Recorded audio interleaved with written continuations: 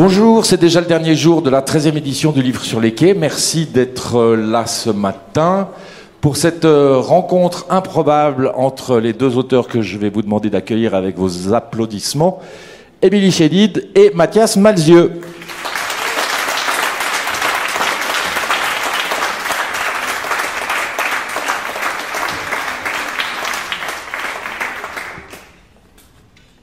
Rencontre improbable. On va voir s'il est si improbable que ça. J'ai l'impression qu'il y a quand même pas mal de passerelles.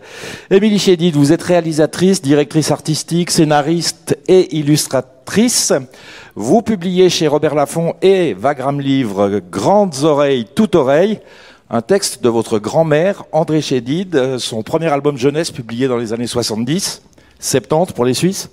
J'aimerais savoir comment est née l'idée, l'envie de remettre ce texte au goût du jour. Il est d'une modernité complète en plus. C'est Robert Laffont en fait qui nous a joint il y a à peu près 1 an et demi, je dirais. Tout près de la bouche, comme si vous mangez une glace. Ouais. Robert Laffont qui nous a joint pour nous demander en fait de remettre visuellement et auditivement cette histoire au goût du jour, disons. Et c'était un immense cadeau parce que forcément quand on nous demande enfin moi en tous les cas ça fait à peu près 5 ans que je me suis remis vraiment à peindre et à dessiner. J'ai un autre métier au départ. On va en parler tout à l'heure. Donc je fais pas mal d'illustrations que je vends, que j'expose dans des petites galeries, des petites choses comme ça. Et j'avais auto-édité juste avant en fait un bouquin qui s'appelle Ghost Clusters que j'ai vraiment sorti sur ma boutique en ligne où je vends mes illustrations et qui parle du premier confinement et qui est un petit journal intime de ma vie avec mes enfants. Donc en fait j'avais déjà fait cette bande dessinée un petit peu romancée, disons. Et donc naturellement, c'est vrai que quand Mathieu a été rapproché en premier, parce qu'il voulait vraiment faire un livre-disque de ce conte, il a proposé que j'en fasse les illustrations.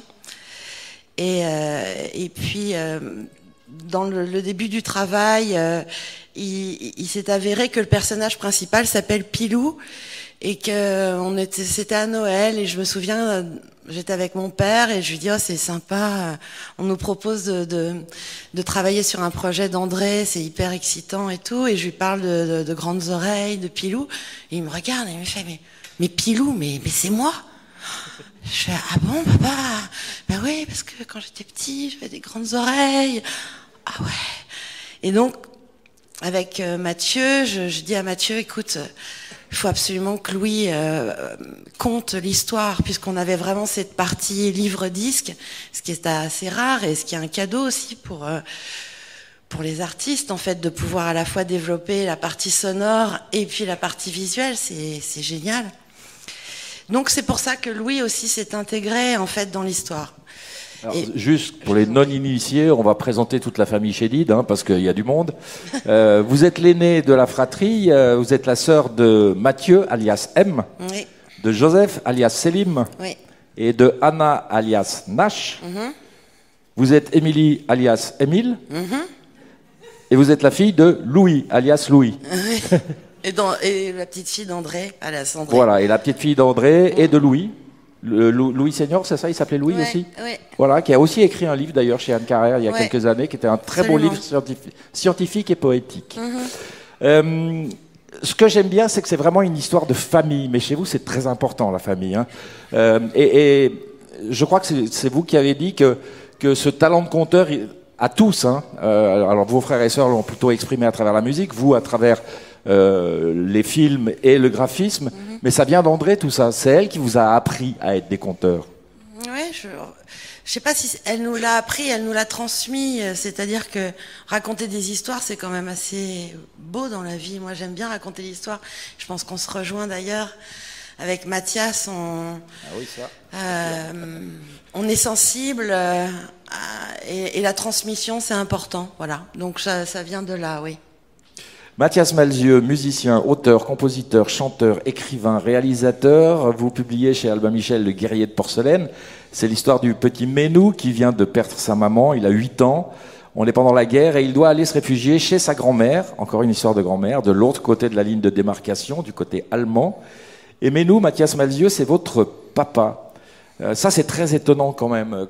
Quand et comment est-ce qu'on décide un jour de raconter l'histoire de son papa et qui plus est de la raconter à la première personne du singulier? Alors déjà, merci à tout le monde parce que je suis très heureux d'être là avec Pascal parce que il fait vivre les livres en direct comme ça de manière extraordinaire et c'est une chance d'être avec des gens comme ça. Et avec Émilie parce que j'adore toute cette famille et que j'ai une histoire justement très particulière avec Mathieu par rapport à cette histoire de guerrier de porcelaine que je vais vous raconter. Ah, on a droit à un scoop qui est assez incroyable, Donc moi justement, par rapport justement à votre question, j'ai commencé à écrire ce livre quand moi j'étais malade. On a perdu ma maman il y a 19 ans. Et quand moi je suis tombé malade, pour mon père c'était trop. Donc il était dans une forme de déni. Moi j'allais subir une greffe de moelle osseuse. Alors c'est la moyenne. Donc avec un vrai risque.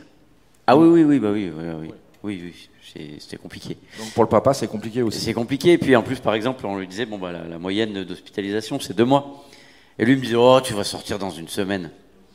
Parce qu'il était dans cette espèce de déni, c'était trop en fait.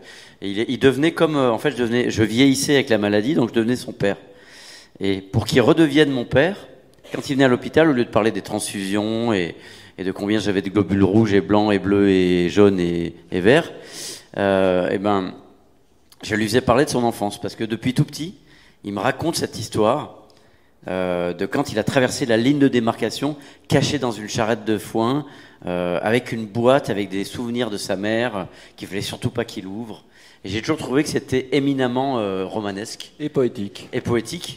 Et puis voilà, un enfant qui vient de perdre sa mère, son père est résistant, on ne sait pas quand est-ce qu'il va, quand la guerre va se terminer. Et il part, et en plus il se jette dans la gueule du loup, il n'aura pas le droit d'aller à l'école, parce qu'à l'époque il y avait des rafles pour les jeunesses hitlériennes, ils kidnappaient des enfants. Bien sûr, il y avait des juifs qui devaient être cachés horriblement, mais même quand on n'était pas juif et quand on était enfant en zone occupée, il y avait ce risque-là. Donc il va vraiment dans la gueule du loup, il me raconte ça, j'avais toujours envie d'en faire un livre. Mais au moment où je tombe malade, eh ben, je lui demande de me donner plus de détails, et c'est à ce moment-là en fait, que je commence à écrire ce livre. Et comme je suis à l'hôpital, j'écris aussi l'autre livre qui s'appelle Journal d'un vampire en pyjama, où je raconte cette épopée qui est une histoire quand même extraordinaire parce que je suis là au final. La maladie n'est que le méchant de l'histoire. La deuxième vie. La deuxième vie, voilà. Dionysos né 2 fois. Oui. Oui, Dionysos né 2 fois. C'est le nom de mon groupe de rock'n'roll. Ouais. Et je suis né 2 fois parce que j'ai été donc greffé par le sang de cordon d'une femme qui a accouché en 99 à Düsseldorf, dont les cellules souches ont été conservées dans l'azote liquide pendant 15 ans. Et je vous raconterai ça peut-être un peu après, mais je l'ai rencontré, etc. J'ai traversé moitié de l'Europe en vélo, tout ça. Et c'est lié à ce livre-là, au Guerrier de Porcelaine. Et donc, le Guerrier de Porcelaine, j'écris à la fois ce journal que j'ai publié, et j'écris le Guerrier de Porcelaine, donc l'histoire de mon papa, et j'en fais un vinyle sur mon label Eggman Records, que j'ai fondé quand j'étais malade pour pouvoir amener des gens chez moi. Donc, ils venaient avec des masques, et on enregistrait dans un siège œuf chez moi, et on faisait des vinyles à 300 exemplaires. Et à 3 jours de ma greffe, je croise Mathieu. Je vais me faire des examens juste avant la greffe à Saint-Louis. Et le fait est que lui, donc Saint-Louis, c'est un hôpital à Paris. Et il y a un très beau parc devant Saint-Louis. Et je traverse le parc et je croise Mathieu. Ah, t'aimes bien ce parc toi aussi? Je fais bah non, je vais me faire greffer de la moelle osseuse. Ah, et toi, j'espère que tout va bien? Ah ben oui, moi ça va bien. Je suis un peu emmerdé de savoir pour toi et tout. Et je lui dis, écoute, je lui raconte ce que je fais par rapport à mon père, justement. Et que ça me permet justement de le détourner de ma maladie en racontant son histoire. Et je fais, bah écoute, je sais bien que tu as 1000 choses à faire, mais écoute, dimanche, on fait une petite session studio, si jamais tu veux venir. Et donc, c'était des bouts de lecture, du début du livre, des chansons, des choses comme ça. Passe, quoi, si tu veux. Et il me dit oui. Je lui dis, mais j'ai zéro pression, chez moi aussi, on est tous pris, je comprends, quoi. Et le fait est qu'il vient. Et entre-temps, le samedi, je reçois une lettre de mon père où il a retrouvé une lettre que sa mère a écrite juste avant qu'elle meure, où elle parle de lui, qu'elle s'est occupée de sa fièvre, etc. C'est la lettre qui est dans le livre. Et c'est la lettre qui est dans le livre. Et cette lettre, elle est lue par Mathieu Chédid dans mon siège œuf. Il a improvisé avec un petit piano joué, une petite musique, et c'est sur un vinyle à 300 exemplaires. Waouh. Superbe. C'est incroyable. Donc Mathieu, extraordinaire, parce que c'est évidemment c'est facile à dire, parce que vous êtes là, alors ça fait la belle histoire. Mais au-delà même de cette histoire-là, moi c'est quelqu'un pour qui j'ai beaucoup d'admiration et de respect, parce que au-delà de son travail artistique que j'aime beaucoup, il a beaucoup de succès. Et c'est pas un faux humble, c'est un vrai généreux. Il y en a qui ont le melon, il y en a qui jouent l'humilité pour avoir l'impression d'être cool, alors que lui, c'est un vrai généreux, c'est un vrai curieux de l'autre. Et j'ai rencontré on dit des modestes qui sont modestes pour être complimentés 2 fois. Voilà, c'est ça. Et lui, en fait, non, c'est un généreux. Alors nous, on est super modestes. C'est un généreux.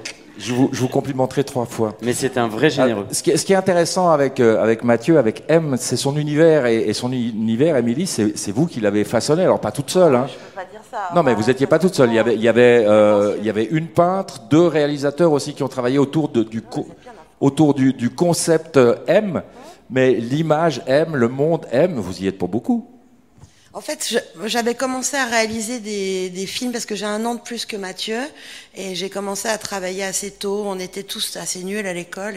Premier court-métrage, 14 ans. C'est Ouais. assez tôt quand même, oui. Oui, mais je veux dire, à 18 ans, moi j'ai commencé à faire des stages dans le cinéma, à être stagiaire, à apprendre mon métier. J'avais fait beaucoup de théâtre entre 14 et 18 ans. Et je savais pertinemment que je voulais pas être comédienne, que je voulais pas être sur scène. Mais par contre, de travailler avec les acteurs, de travailler avec les artistes, ça j'ai toujours apprécié. Et quand Mathieu a commencé à travailler, avait trouvé son nom, son M, ce personnage et tout, naturellement, comme moi j'avais déjà commencé à réaliser des films, il m'a demandé de réaliser ses premiers clips. Et c'était un cadeau. Et puis c'est vrai que oui, on a beaucoup participé à son univers. À l'époque, c'était encore une époque où les jeunes artistes avaient la possibilité d'aller dans une maison de disques sans être connus. Aujourd'hui, c'est un petit peu plus compliqué pour les jeunes. Ils se font souvent d'abord connaître par YouTube ou des choses comme ça. Et avant d'être approchés par des maisons de disques. Et nous, on était encore à une époque où on pouvait aller voir des labels. Et quand Mathieu était arrivé dans une maison qui s'appelle De Label, je ne sais pas si ça existe encore, on est arrivé à 8.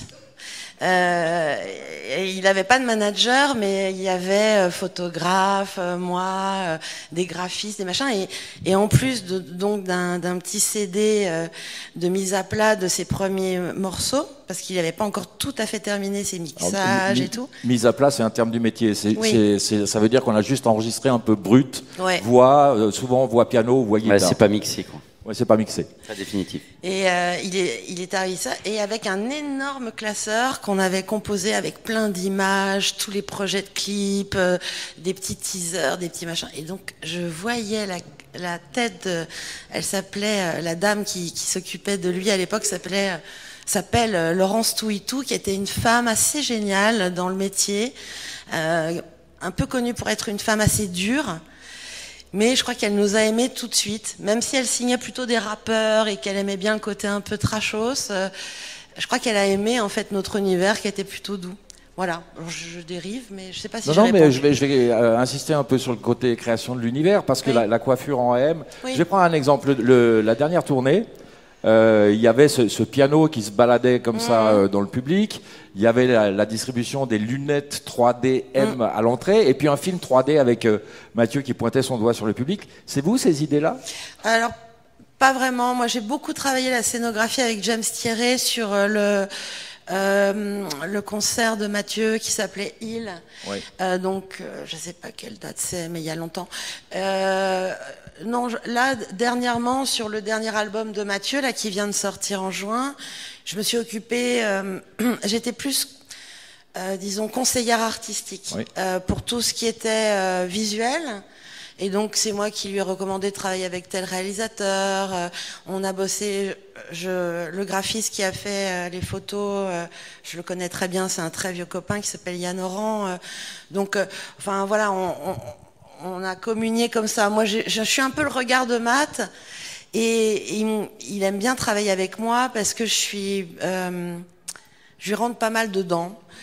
Dans la mesure où moi je suis plutôt effacée, j'ai toujours choisi d'être derrière la caméra, d'être plutôt dans l'ombre. Là, franchement, c'est que depuis que j'ai sorti Ghost Clusters que je me montre. J'ai toujours refusé de faire des télés, des radios, des machins. C'est pas mon truc. Et donc c'est vrai que je pense que Mathieu aime bien travailler avec moi parce que moi j'ai plutôt je cultive en fait le besoin de vivons heureux, vivons cachés, ce qui est forcément pour des grands artistes comme Mathieu et Mathias qui sont quand même très exposés, antithétique. Non mais je vous rassure Émilie, ça viendra pour vous, hein, c'est bien parti, parce qu'il y a effectivement eu Ghost Clusters et puis il y a celui-là, mais je sais qu'il y a d'autres projets, on y viendra tout à l'heure. Mathias, non, il faut qu'on finisse de dire tout parce que sur Grandes Oreilles, Toutes Oreilles, il y a l'illustration que vous signez évidemment, mais c'est Louis effectivement qui lit le texte dans la version audio, et donc il y a un CD avec l'album, mais aussi un QR code si vous n'avez plus de lecteur CD, et vous pouvez donc entendre l'histoire. Et Mathieu a créé 3 chansons inédites pour illustrer le conte. C'est vraiment un objet absolument formidable à l'âge avancé qui est le mien. Je m'y suis retrouvé complètement, quoi. C'est ouais, et vraiment. Il y a même un petit clip qu'on a fait sur la chanson phare, La Grandes Oreilles, à partir de mes dessins que j'ai réalisés en 2D, donc vraiment le dessin animé traditionnel de notre enfance, et avec une société belge qui s'appelle Caméra Etc., qui sont vraiment des animateurs fabuleux. Et j'ai adoré aussi tout à coup, enfin ça rejoignait en fait mon métier de départ, quoi, de réaliser des films et de réaliser une bande dessinée animée. C'était vraiment chouette. Mathias, on disait tout à l'heure à propos d'André Chédid qu'elle avait transmis ce goût du conteur. Moi je me demande si votre papa il vous a pas transmis le goût de la poésie, parce que dans le prologue du roman vous dites on découvre la vie très romanesque de votre père. Vous dites qu'il a été fait prisonnier 1 mois en Arabie Saoudite, il avait fait escale à Anchorage en Alaska, s'était engueulé avec des Japonais, vous avez ramené un Australien qui souriait tout le temps, un Corse ultra tendre qui tombait plus souvent que Pierre Richard dans La Chèvre, etc., etc. Ça se transmet finalement le goût du rêve et de la poésie, oui. La conservation de l'enfance. Oui, alors moi bien sûr je n'avais pas une figure comme André Chédid dans la famille. Mais par contre, effectivement, il y avait un rapport à l'aventure, au voyage, au livre, à la musique et au cinéma quand même très très très très fort. Il y avait des petites traditions comme ça. Par exemple, le dimanche, on mangeait tous ensemble à la salle à manger et mon père mettait des disques sur la platine vinyle, et ça commençait toujours, s'il était comme un DJ quoi, il commençait toujours par Rock Around the Clock de Bill Haley. Okay. Ça commençait comme ça. Bah, c'est le début de l'histoire en même temps. Hein. C'est ça, c'est le début du rock'n'roll. Ouais. Et il mettait ça, et puis il y avait du Brel, du Brassens, beaucoup de Brassens, Ferré, Barbara, tout ça, et il faut l'avouer aussi un peu de Clo-Clo. Je l'avoue. C'est cool. Mais c'était super parce que vraiment il y avait ce truc des disques, et puis c'était dans la salle à manger, il y avait des livres. Alors j'ai découvert en même temps Brassens, Jules Verne et Bill Haley quoi, grâce à lui. C'est pas mal. C'est pas mal. C'était stimulant. C'était très stimulant. Et j'ai une autre histoire encore marrante finalement, c'est incroyable, comme si on avait fait exprès alors que pas du tout. Le premier concert que j'ai fait après la grève sur un festival. J'ai ouvert pour Mathieu à Aluna devant 30 000 personnes, et c'était le spectacle où il était en solo avec ses robots, qui était dingue. Et à la fin du spectacle, il faisait monter des gens sur scène pour danser. Ouais. Et en fait, mon père était là, et je lui ai rappelé, tu sais, il a lu la lettre, etc. Alors il avait fait le rapprochement, et en fait, c'était que des jeunes qui étaient à fond comme ça devant 30 000 personnes, et mon père, 81 ans, est venu sur scène avec moi et a dansé sur du Mathieu Chédid devant 30 000 personnes. Le menu du livre dont Mathieu a lu la lettre de sa mère 3 ans plus tôt. C'est bon. Émilie Chédid, est-ce que vous avez toujours votre carnet avec vous? En fait, maintenant, je travaille beaucoup sur un iPad. En fait, même d'ailleurs, toutes mes illustrations, où j'ai envie quand même de restituer un côté très organique, parce que moi, j'aime bien les trucs naturels, un peu qui grattent, quoi, qui sont pas tout propres. Et donc, en fait, maintenant, je fais tout ça en numérique. Mais vous notez vos idées aussi sur Ah oui, l'iPad? bah, non, mais Donc je vous demande ça parce que... C'est vrai que j'ai un cahier pour écrire. Mais je vous demande ça pour une raison précise. J'ai dit tout à l'heure que votre premier documentaire à 14 ans, le deuxième à 20 ans sur un chausseur parisien qui a notamment chaussé Charles Aznavour, mais qui était un vrai artisan. Même Chaplin, Dietrich. Vous avez été récompensé pour ce documentaire-là, vous aviez 20 ans. Et vous faites un premier clip avec un autre Mathieu. Et ça démarre au Kenya, où il se fait couper les cheveux sur une place.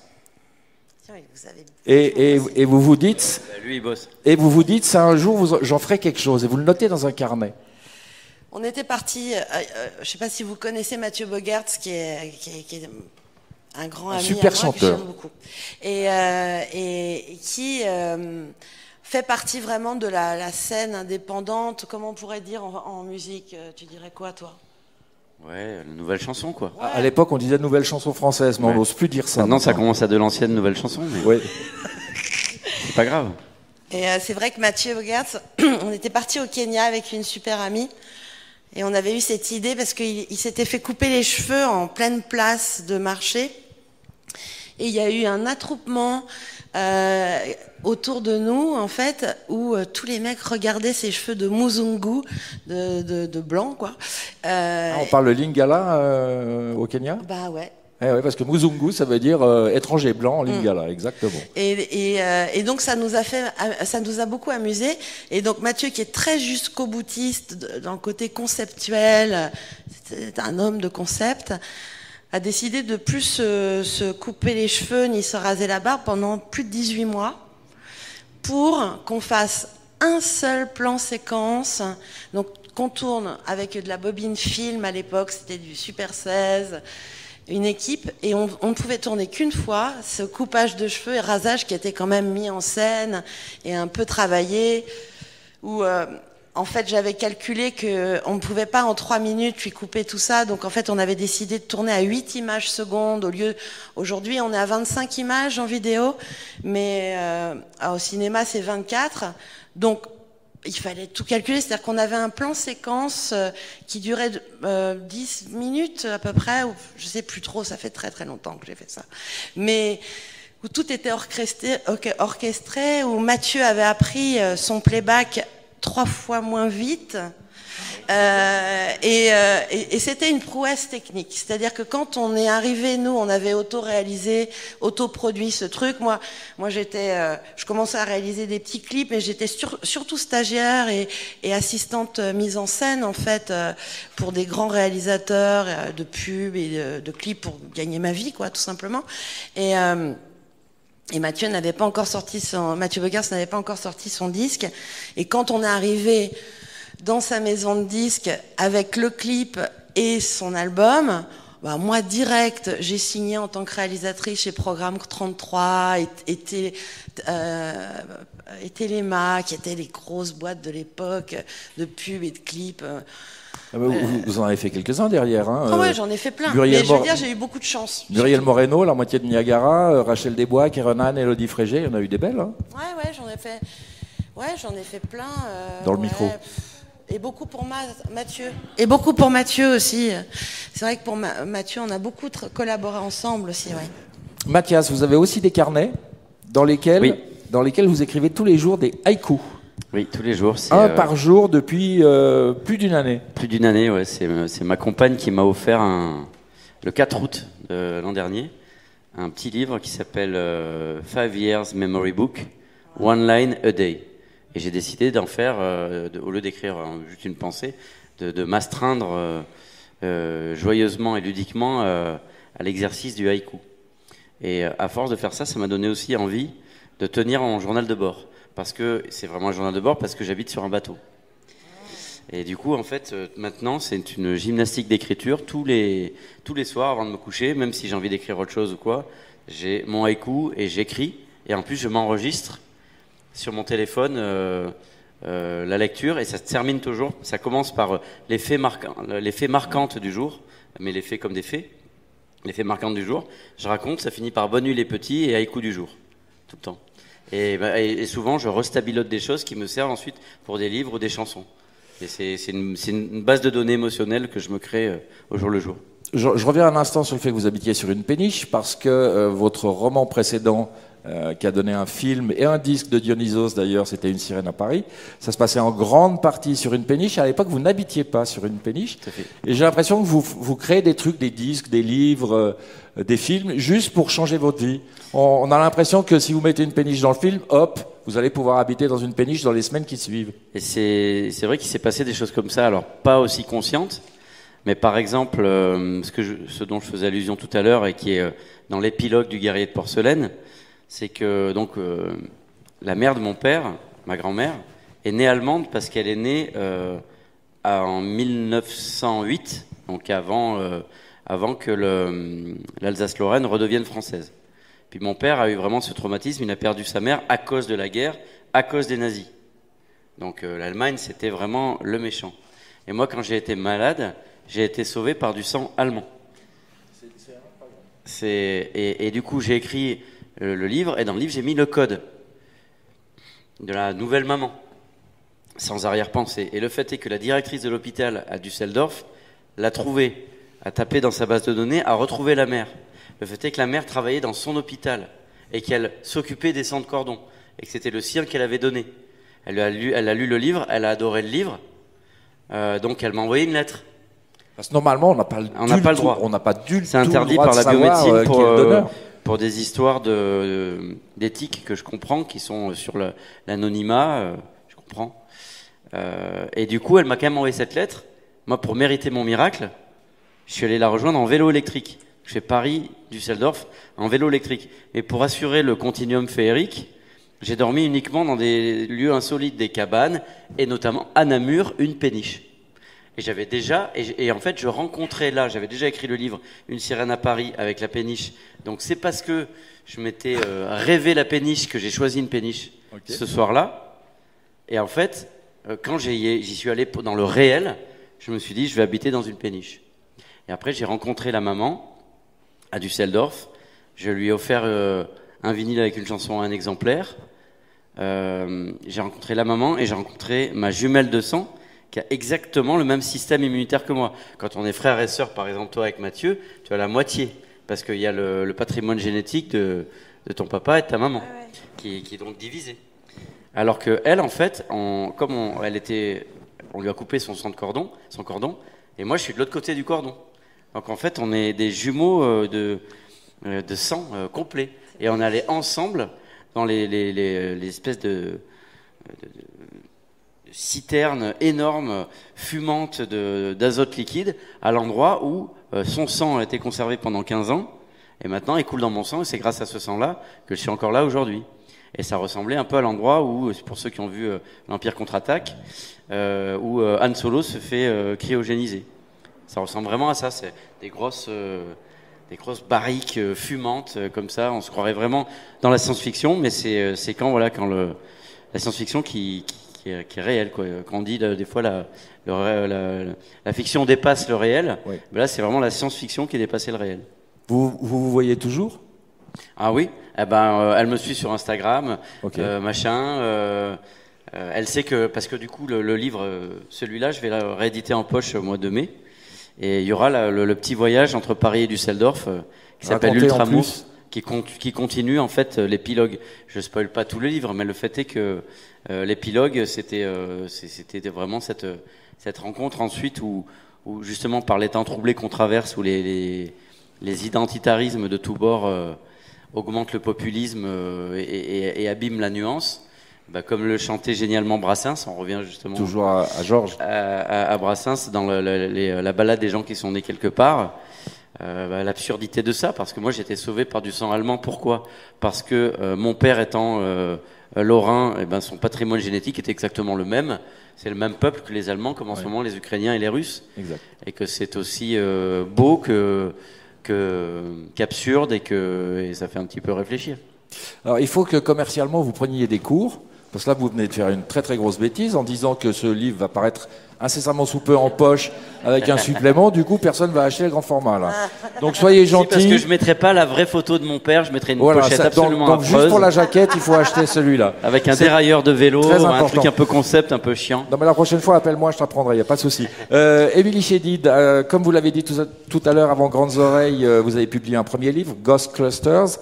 Et bizarrement, vous l'avez dit aussi, c'est un journal intime du confinement. Et bizarrement, vous, c'est le confinement qui vous a fait sortir de l'ombre. Jusque-là, comme vous le disiez très bien, vous étiez dans l'ombre. Et là, depuis, j'ai l'impression que la lumière, ça vous va bien. C'est mon avis et je le partage. Hein. C'est adorable.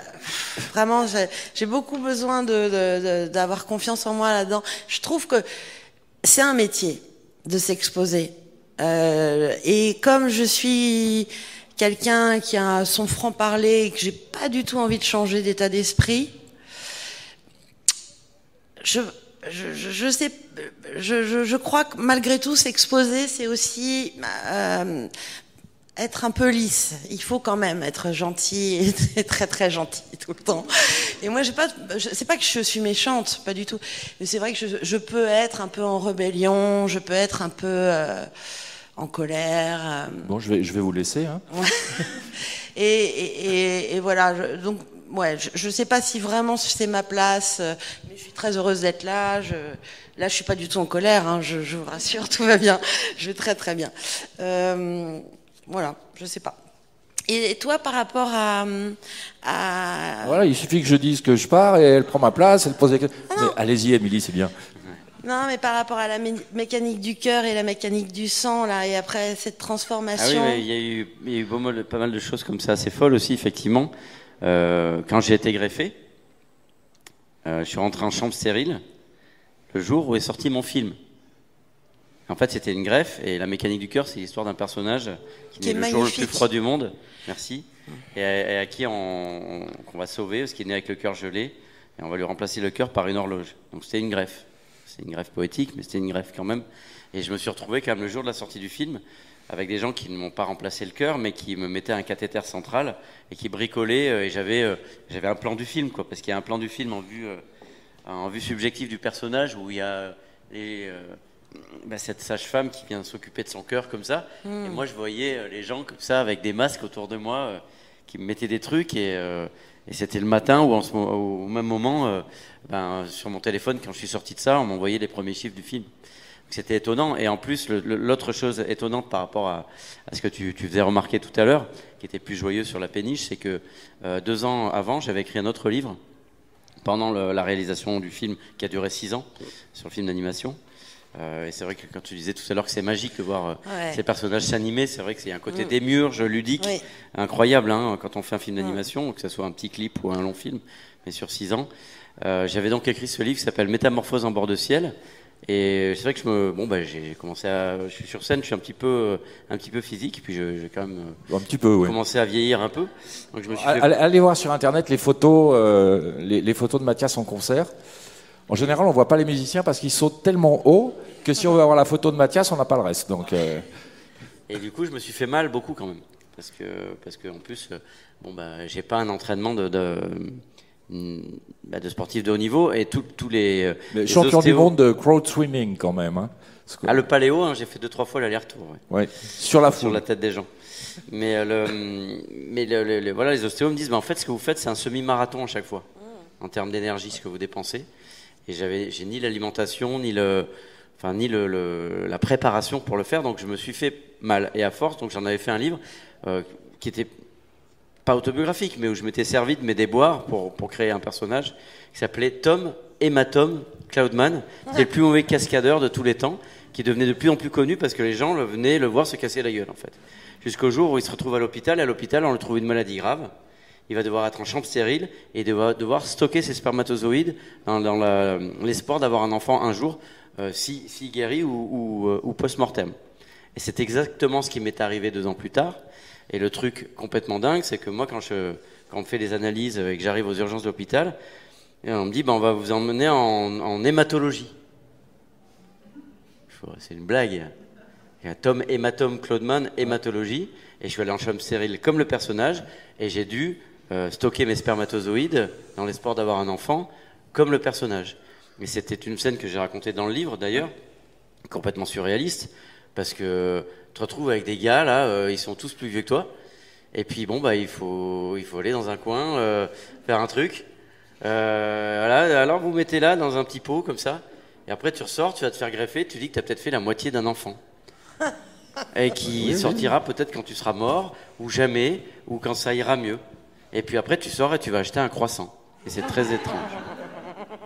Et c'est un moment à la fois glaçant et d'une folle poésie, parce que évidemment tout le monde est dans un espèce d'espoir fou, parce que tous les gens qui viennent faire ça sont dans l'espoir, c'est même pas de l'espoir, c'est de l'espérance. On est sur un ultra présent, parce que le futur est extrêmement flou quand on va se faire greffer. Alors juste pour prolonger ça, je ne sais pas si tu veux en parler, mais je crois que tu en as parlé en public. Au moment où sort ce livre sur ton père, c'est à peu près le moment où tu aurais dû devenir père?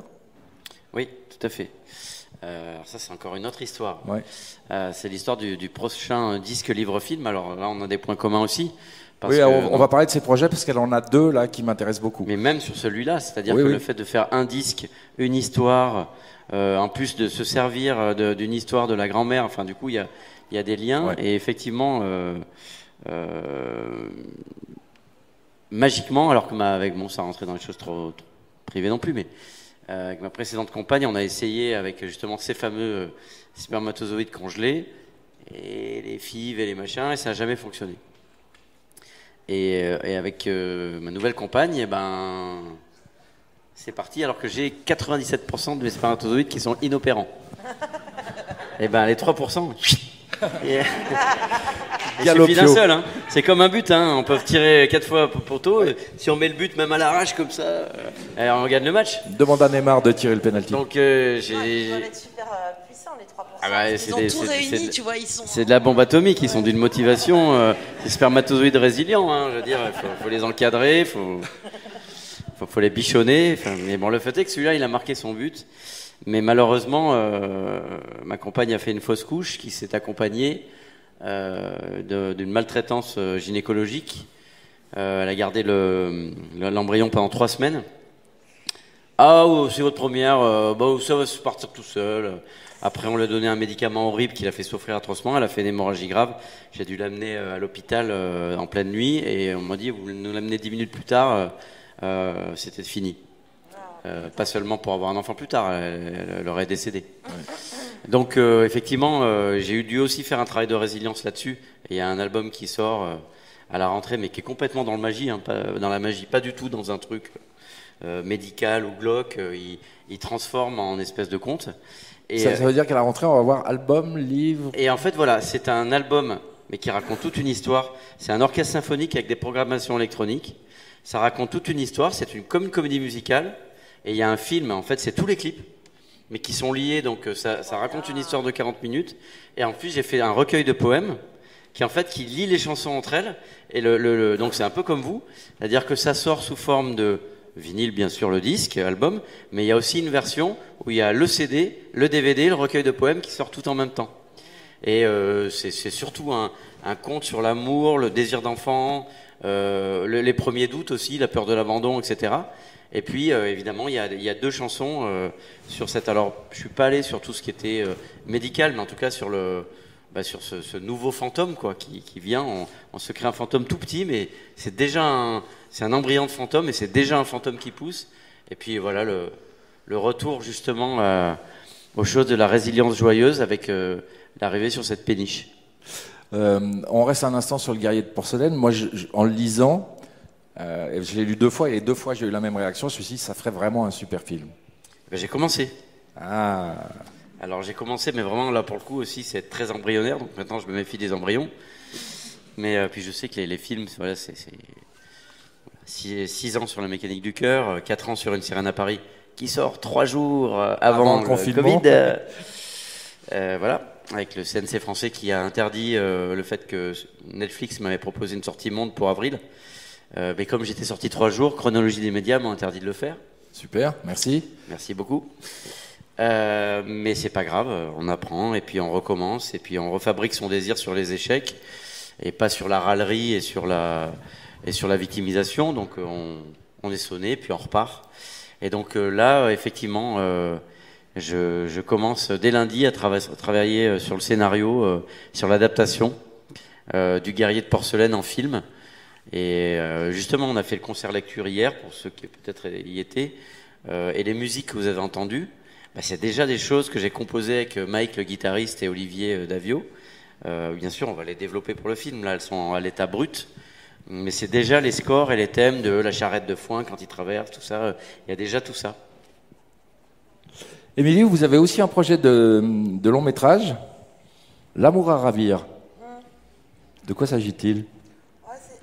J'ai beaucoup écrit de scénarios et j'ai jamais osé les faire lire à des producteurs. La débile, je suis débile. C'est vraiment le moment de sortir de l'ombre là. Hein. Mais bon.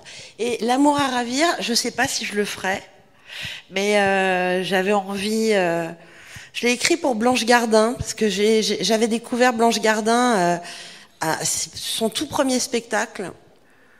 Oh là là, elle m'a frappée. Elle m'a frappée. J'ai pris une claque. Et donc, en sortant de son spectacle, je sais pas, mais ça n'a rien à voir avec elle. Franchement, non.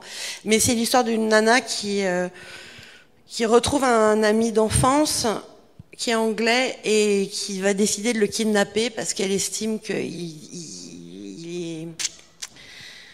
Enfin, c'est con, quoi. Il est en train de gâcher un peu des trucs. C'était un mec mieux avant, de son point de vue. Voilà. Je sais pas si je le ferai. J'ai plein d'autres projets. Bon, si jamais il y a la virgule et les particules. Ouais, voilà. Non, mais je vous dis, c'est presque comique. Là, il faut dire de quoi il s'agit. La virgule et les particules, c'est un documentaire que vous projetez de faire sur la tribu chédide. Ouais, mais c'est un documentaire, un mockumentaire.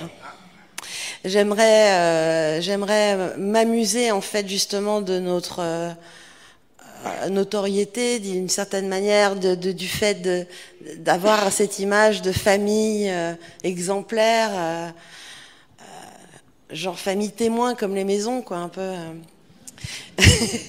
Et c'est vrai que oui, on a plein d'histoires de famille, même en commun. C'est-à-dire que nous, dans notre, on est du côté de mon père, on est des Libanais qui ont vécu en Égypte. Et donc, dans notre histoire, l'arrière-arrière-grand-père a traversé le Liban jusqu'à l'Égypte, à Dodane. Il était totalement illettré. Et puis, il s'est installé en Égypte avec du verre à soie. Et il a commencé à devenir quelqu'un. Il a acheté beaucoup de terre, des lopins de terre. Et puis, petit à petit, et ses enfants, en fait, ont pu aller à l'école, et dans des écoles anglaises, machin, et françaises. Et donc mes grands-parents sont cousins germains, ce qui était fréquent à l'époque. Donc voilà, donc il y a beaucoup d'histoires à raconter. Mais vous resterez dans l'ombre si vous réalisez ce documentaire ou vous direz que vous êtes la punk de la fratrie? Non, j'avais très envie d'être la narratrice et puis de prendre aussi de certains comédiens, d'utiliser peut-être mon frère Joseph qui jouerait notre arrière-grand-père, enfin de tout mélanger là-dedans. Mais bon, je sais pas si je le ferai parce que c'est vrai que je pense que j'ai d'autres projets. J'ai envie de faire la suite de mon Ghostbusters. Je suis en train de m'amuser à peut-être concevoir à partir d'un premier scénario de science-fiction qui coûte hyper cher à faire et que je pourrais sûrement jamais réaliser, d'en faire un jeu en 3D avec une équipe là que j'ai rencontrée et qui m'excite à mort. Voilà, je suis hyper dispersée, quoi. Mais j'aime bien. Non, vous êtes hyper créative. Moi, j'ai beaucoup aimé dans vos illustrations un certain nombre de détails. Par exemple, Pilou, il a un sweatshirt où c'est marqué No Way. Et si on est très attentif à la fin de l'album, le t-shirt, le sweatshirt, il a un tout petit peu changé. C'est plus No Way, mais Oh Way. Et je trouve merveilleux d'arriver juste en changeant un détail à faire passer de la peine à la joie, du désespoir à l'espoir. Je trouve que c'est un livre que tous les enfants devraient lire parce que il nous apprend à faire d'un handicap une force. Mais je crois que c'est ce qui nous rejoint d'ailleurs, c'est qu'on a la poésie de pouvoir détourner des choses de la vie tragiques, disons, tristes, dramatiques. Ça me fait penser à ce film si joli, là, La vie est belle. Là. De Benigni. Ouais. Tu vois, enfin, il y en a plein d'autres. Mais je sais pas, tout à coup, ça me vient. C'est marrant parce que dans La mécanique du cœur, Georges Méliès dit au personnage, donc dans le film, c'est en plus dit dans la voix de Jean Rochefort, donc c'est quand même un grand moment c'était un grand moment pour moi de le rencontrer. Et il dit pareil, il dit au personnage, utilise ta différence comme une force. Il lui dit vraiment ça. Mais ton horloge cœur, c'est ta force. Ben non, ça m'empêche d'avoir des émotions, ça marche pas, ça tombe en panne. Oui, mais c'est toi, c'est ta singularité. Alors, vas-y à fond, joue là-dessus. Ça, on dit par exemple sur scène, en musique, on dit que quand on fait un pain, on dit un pain, c'est une fausse note, une erreur, un truc. On est à côté du rythme. Si on est comme ça et que genre le batteur il fait une erreur, on se retourne, on fait. Le public, il y a un truc qui se passe pas. Si au contraire sur le pain, tu le fais deux fois, t'as une fausse note. Mais en fait, ça devient un événement et ça devient cool. Et les accidents dans l'art, c'est ça. C'est Jean Cocteau qui disait « Ce qu'on te reproche, cultive-le, c'est toi ». Exactement, c'est exactement ça. Moi, j'ai un petit exemple comme ça, au tout début de Dionysos, un truc qui nous a permis d'avoir une histoire rigolote avec la Suisse, parce que ce morceau-là est le premier qui est passé en radio, et Couleur 3 à l'époque nous a beaucoup soutenus. Vous voyez, est-ce que c'est une pédale wah-wah ? Ça fait un son un peu comme Jimi Hendrix, c'est un des plus fameux à l'avoir utilisé. Et un jour, mon guitariste, sur un morceau que j'arrive avec un morceau, il essaye de mettre sa pédale wah-wah. Mathieu utilise beaucoup la pédale wah-wah. Et il la branche à l'envers. Et quand on la branche à l'envers, sur 99 guitares sur 100, juste il n'y a pas de son. Et on fait merde, j'ai branché à l'envers. Donc tu la remets. Et sur cette guitare avec cet ampli, au moment où il branche à l'envers, ça fait un Larsen. Oui, comme ça, mais assez beau. Il n'y a pas un truc agressif, une espèce de fréquence un petit peu comme un clavier analogique des années 70, quoi. Oui, comme ça. Un bon petit Moog. Un Moog, exactement. C'est très très proche du Moog. Ouais. Et puis Mike, il fait c'est marrant. Et du coup, il prend son protection de volume, il fait oui, oui, oui. Et puis après, il pousse son truc de tonalité, ça fait oui, oui. Et puis il fait un petit gimmick comme ça. Je dis, putain, attends, c'est génial ça. Il fait, c'est quoi la tonalité? Il me fait, c'est si. Je fais, ok. Donc on fait le morceau avec la bonne wah-wah. Et la semaine d'après, je travaille un morceau avec un riff en si. Et je lui dis, tu fais ça. Je fais un slide un peu à la Beck, machin, un truc, blues du Mississippi avec une folk. Et je fais un morceau. C'est le premier morceau du premier album de Dionysos. Et c'est le premier morceau qui passe en radio. Grâce à ces radios, on fait un festival ici. En jouant un festival ici, quelqu'un de Louis Attaque nous voit, on signe en maison de disque après. Si ce jour-là, on avait juste dit oui, c'est bizarre, c'est à l'envers, c'est quoi ce son, on fait le truc normal, et qu'on ne se sert pas de l'accident, en fait, on est dans une réalité alternative où nous arriverait peut-être des choses intéressantes aussi, mais pas les mêmes et pas si vite. Puisque tu parles de Louise Attaque, j'ai vu hier qu'il serait en tournée en 2023. Tout à fait. Voilà. Il reste moins d'une dizaine de minutes, c'est le moment de vos questions pour nos invités poètes. Et vous avez le droit de poser des questions non poétiques. Très bien. La deuxième question, s'il vous plaît. Vous avez vu le documentaire sur les Beatles, parce que tu parlais des... Dans le micro. C'est ça, l'espèce de truc qui dure des heures. J'ai pas tout vu, mais j'ai commencé à regarder, c'est incroyable. Quelle claque. Ouais. Parce que là, tu vois la composition, là, c'est dingue. Ouais. Ok, ça c'était la réponse à la deuxième question. La troisième. On a quelqu'un avec un micro, là ? Oui, mais quelqu'un qui pose une question avec des mots. Monsieur, merci beaucoup. Bravo. On vous aime déjà. Ça c'est gentil. On parlait d'accidents et de choses un peu étranges qui se passent. Là, les livres, il y en a beaucoup qui viennent d'Islande. Vous auriez des choses à nous raconter sur le fameux voyage en skateboard ? Oui, alors ça c'était un pari que je m'étais fait en chambre stérile. parce que j'étais allé en Islande plusieurs fois et j'avais vu un bout d'aurore boréale. C'est-à-dire qu'on est rentré après le concert avec Dionysos et l'organisateur, allez sur le port, il y a pour voir l'aurore boréale. Et du temps, c'était un peu 3h du mat, quoi. On s'est réveillé, habillé, parce que c'était quand même février en Islande, donc on ne pouvait pas y aller en maillot de bain. Et on a vu un bout comme ça, et je me suis dit, c'est un teaser. Je veux absolument voir l'autre bout de l'aurore boréale. Je veux ça. Et après, du coup, quand j'étais malade, juste avant, en fait, on m'avait offert un skateboard à moteur. Et j'avais fait notamment un Paris-Fontainebleau, des choses comme ça. Pas des gros trucs, mais quand même. Et je trouvais ça marrant parce que du coup, j'arrivais dans des petits hôtels avec mon skate à moteur, c'était improbable. Et j'attirais la sympathie. C'est le génie. Il y a le génie de l'endroit, du lieu parfois, et il y a le génie de l'objet. En fait, j'attirais la curiosité, les enfants, les machins. Et je me dis, j'avais toujours envie de faire un grand voyage avec ce truc-là. Et je me dis, si je m'en sors, je traverserai l'Islande en skateboard à moteur. Et du coup, quand j'ai vu que je m'en suis sorti, je l'ai fait. Et ça a été assez épique parce que déjà, en fait, il y a une batterie au lithium. Et donc j'arrive et en fait, à l'avion, on me disait, non. Je fais, non, vous pouvez pas me faire ça, en fait. Donc je raconte l'histoire, je leur dis, voilà, je suis greffé de la moelle osseuse, j'ai rêvé de ça. Je pars... j'ai un peu exagéré, j'ai mis toutes mes économies dedans. Et du coup, j'ai un peu embrouillé une hôtesse de l'air. Elle m'a dit, bon, attendez. Et en fait, elle a dit, bon, attendez. Mais en fait, elle a attendu que tout le monde rentre.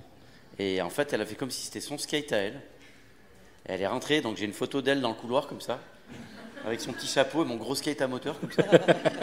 Et elle rentre et en fait elle a mis ça dans la cabine où ils préparent les petits repas, tout ça. Et à la fin elle m'a dit, vous attendez que tout le monde sorte et tout. Donc j'étais seul dans l'avion et je suis sorti avec mon skateboard tout seul. Et là je me suis retrouvé sur le parking de l'aéroport et là je me suis rarement senti aussi libre que ce moment-là. C'est-à-dire que j'ai branché mon skateboard, j'avais une télécommande, j'avais un petit sac à dos. Et je suis parti sur la route numéro 1 qui s'appelle la route numéro 1 en Islande parce qu'il n'y en a qu'une, mais au cas où on ne s'en rappelle pas, il l'appelle quand même la route numéro 1, une forme de poésie. Après, il y a les pistes qui coupent au milieu, mais la route goudronnée qui fait le tour, il n'y en a qu'une seule. Les pistes, elles n'ont pas de numéro. Et les pistes ont des noms par contre. D'accord. Ils n'ont pas de nom, ils n'ont pas de numéro. Peut-être que si, mais en tout cas, là c'est la route numéro 1, et je pars, et je me retrouve au bout de 10 minutes, au milieu de champs de lave, avec rien, tout seul. Et j'étais tellement seul que je pouvais appuyer à fond. Et à des moments, j'écartais les bras comme ça, comme dans Walter Mitty. Je ne sais pas s'il y en a qui ont vu ce film. Et je fermais les yeux. Tellement j'étais seul. C'était droit. Et j'ai fait des longues, pas des minutes, mais des moments de secondes. J'étais en skate avant. Je jouais comme ça et j'avais comme ça les champs de lave qui arrivaient. Et c'est des moments d'ultra-vie ultra puissants. Et puis après, il va falloir un peu gaffe parce que par contre, comme c'était qu'une seule route, quand il y avait des poids lourds qui passaient, ils passaient vite et j'étais pris dans leur souffle. Donc j'avais des ouh comme ça, puis il y avait des gravillons de basalte. Enfin, et puis ensuite j'ai cassé le skateboard le deuxième jour. Enfin, ça s'est tombé en panne sous la pluie. Et là, du coup, ça m'a rappelé un livre que j'adore de Jack London. Qui s'appelle La croisière du Snark, où quand il a eu plein de ses succès littéraires, il a voulu faire le tour du monde en bateau, mais il était un peu impatient, donc il a pris un bateau un peu mal foutu, et dans la baie de San Francisco, il a commencé à couler. Et puis il est rentré, il a mieux fait son bateau, et en fait il a pu faire encore plus de choses, encore une fois, grâce à, pas grâce à l'échec, ouais, mais grâce à ce qu'il a fait de l'échec. Donc moi, j'ai posé mon skateboard au milieu de l'Islande, et il y a quand même un gars qui m'a dit, moi j'ai un skateboard mais sans moteur, je peux te le prêter, mais les roues elles sont pourries, je vais demander à un pote qui lui a des meilleures roues, et je me suis retrouvé donc avec ce skateboard customisé. Donc du coup j'ai fait du skate stop parce que là je pouvais plus du tout faire mon itinéraire sans moteur, et je me suis retrouvé face à un volcan à un moment donné que je n'aurais absolument pas escaladé si j'avais le lourd skate à moteur. Avec mon petit skate, je suis monté tout en haut d'un volcan tout seul, et quand je suis arrivé, c'était vraiment c'était impraticable pour un skateboard. Okay. Et quand je suis arrivé en haut, j'ai vu un cratère fumant qui faisait à peu près la taille du Stade de France. Wow. Et j'étais tout seul. Et si j'avais eu le skate à moteur, je n'aurais pas vu ça. Voilà, il reste le temps pour une question courte et une réponse comme il veut. Je mets aux enchères. Une fois. Celui qui pose la question aura 25 livres gratuits tout à l'heure. Non. 2 fois. Ils attendent tous le poche maintenant, t'as tout raté. 3 fois, merci beaucoup. Je vais rappeler les titres des livres. Le guerrier de porcelaine, Mathias Malzieu, c'est aux éditions Albin Michel. Grandes oreilles, toutes oreilles, André Chédid pour le texte, Émilie Chédid pour les illustrations, Louis Chédid pour la voix et la narration, et Mathieu Chédid alias M pour les chansons originales. C'est chez Robert Laffont avec Wagram Livre. Je ne sais pas si vous vous rendez compte la chance qu'on a d'avoir comme ça pendant 1 heure 2 personnes avec des univers extraordinaires, qui savent parler avec poésie, qui sont des partageurs incroyables. Moi, je pense que ça mérite quand même quelques applaudissements. Merci beaucoup. Je vous entends pas. Ah, là, je vous entends.